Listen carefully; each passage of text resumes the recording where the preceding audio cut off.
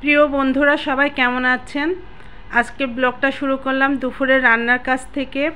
দুপুরে সব রান্নাগুলো যেগুলো রান্না করব গুছিয়ে নিয়েছি। আজকে রান্না করব 2 রকমের সবজি। এখানে পুঁই শাকের বিচি এটা রান্না করব, আর রান্না করব ফুলকপি আর সিম সবজি রান্না করব।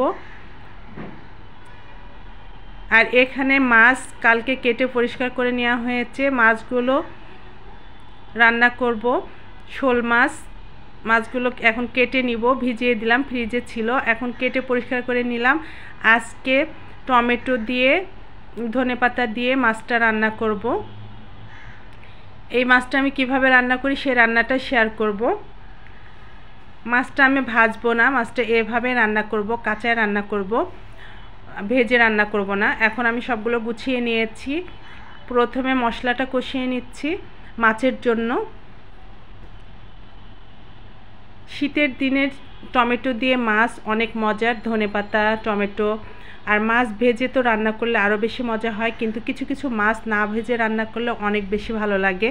আর তাজা মাছগুলো আমার মনে হয় না ভেজে কাঁচা রান্না করলে বেশি মজা লাগে। আর এই মাছটা সাধারণত এভাবে রান্না করলে বেশি ভালো লাগে। এখন আমি মাছগুলো দিয়ে দিলাম, মশলাটা কষানো হয়ে গেছে, মাছগুলো কিছুক্ষণ কষিয়ে নিব।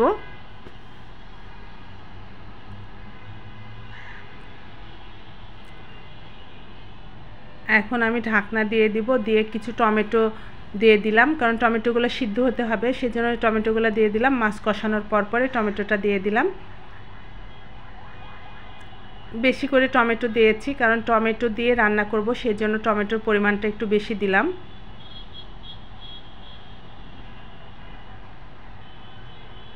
এরপরে কয়েকটা কাঁচামরিচ দিয়ে দিলাম।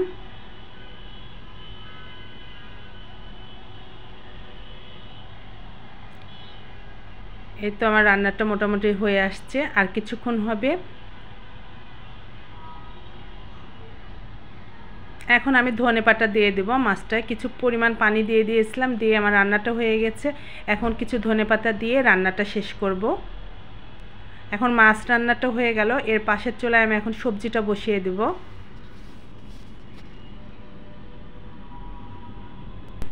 এরপরে আমি সবজিটা বসিয়ে দিলাম। সবজিটা সব কিছু মশলা দিয়ে ভালো করে মাখিয়ে বসিয়ে দিয়েছি, দিয়ে এখন আমি সবজিটাও রান্না করে নিলাম। এভাবে আজকে দুপুরে রান্নাটা আমি শেষ করলাম, 2টা সবজি মাছ। আজ এ পর্যন্ত, সবাই ভালো থাকবে।